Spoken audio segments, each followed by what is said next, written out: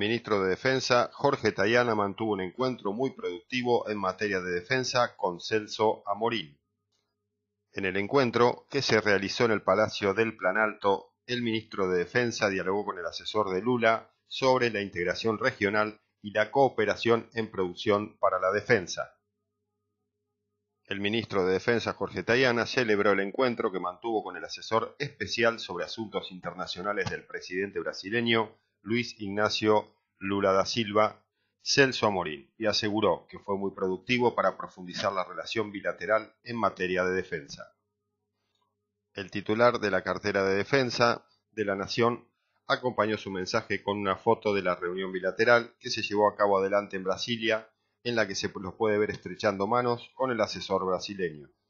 Cabe recordar que se espera una pronta definición para la adquisición de 156 vehículos de combate Guaraní 6x6. A tal efecto, se firmó un acuerdo por el ministro de Defensa Jorge Tayana y el canciller Mauro Vieira en enero, en el marco de la reunión bilateral entre ambos países que se realizó en la Casa Rosada.